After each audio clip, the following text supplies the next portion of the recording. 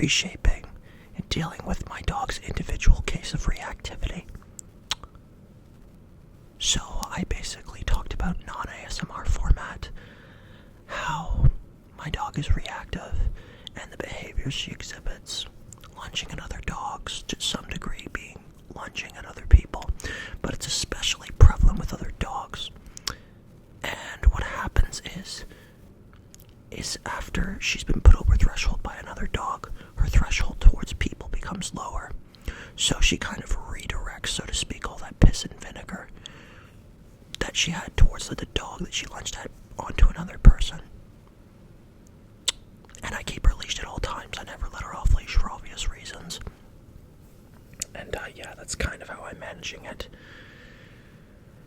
So basically, what most force-free dog trainers or people who use force-free techniques will do when it comes to counter-conditioning and desensitizing a reactive dog is they'll have a conditioned reward.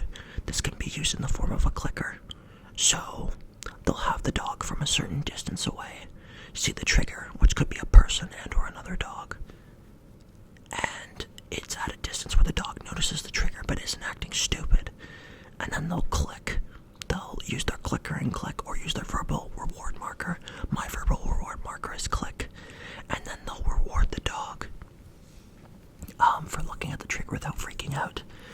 And after a while, as you keep marking every time your dog sees a trigger, when you use the marker, the clicker, or the verbal marker, the dog will start looking back and checking in with you.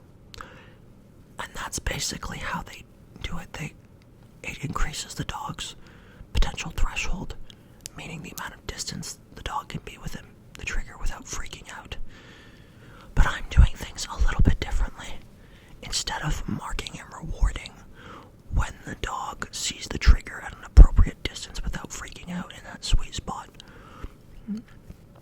what I am currently doing, it's still compatible with force-free kind of training philosophy, but what I'm doing is I'm waiting for my dog to see the trigger, and then eventually she calms down, looks back at me, and then when she makes eye contact with me, I mark and reward. And then I gradually decrease the distance from the trigger. I made good progress today. I still have a lot of work to do, but I'm actually getting somewhere for once. And it's interesting, I oftentimes criticize in my mind force-free dog trainers for talking about how to use positive reinforcement to help with aggression and reactivity, but without actually showing their work. And what am I doing? Exactly what I criticize the positive-only trainers for doing. Whoopsies. But I'll fix that. I'll get a friend or a family member to record me and what I'm doing to show my work, to show what I'm doing for my dog's aggression.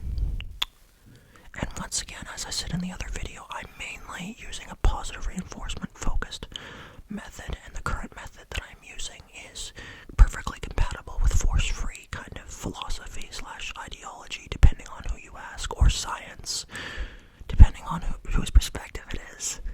But yeah, that's exactly what I'm doing. Having a reactive dog is very,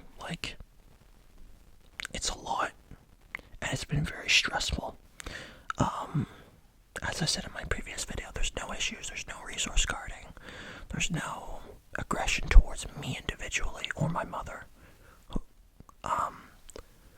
But it's with outsiders that's the problem, and it makes sense if you think about the genetics. German Shepherds have a genetic predisposition of being suspicious towards outsiders. You might be able to hear my upstairs neighbor, don't mind that, I'm in an apartment. And that kind of causes the aggression. And for the first time in a while, I feel like there's actually some hope with my situation. And I hope I keep getting results and it stays hopeful. I'm not gonna lie, it's a process, it's a lot of work. But if I just keep trucking, and I definitely have the work ethic to get this done, I will be able to get this done, and I will have a dog that I can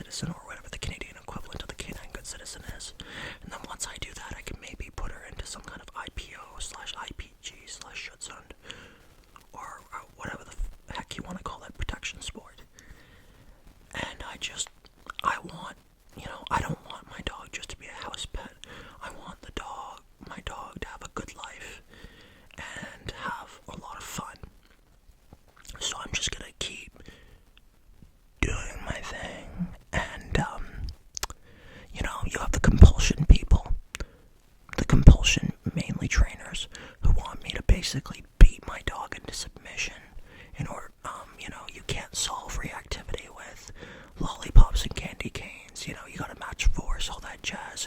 Yank it, crank 'em on the prong, all that stuff. I don't listen to that stuff, because if you hear even the balanced trainers that use a degree of compulsion, they say that yank and crank relying on positive punishment in order to extinguish a behavior does not work, because as a dog trainer that I follow, Larry Crone says you're not changing the mindset of the dog, and the results you get are going to be very short term, and in the long term I'm not sure if he said it was going to get worse, but things for sure won't get better.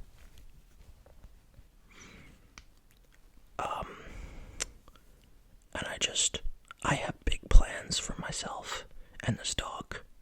We're gonna do big things. We're gonna do a lot of stuff. She has a great life ahead of her, and I will have a great time ahead of me owning her. But I have to put the work in. I can't focus on the dog that I wanted. I have to focus on the dog that I have, and that is exactly what I am doing. So, yeah, that's pretty much my ramble on what I'm doing. Thanks for watching, everyone. I hope everyone has a wonderful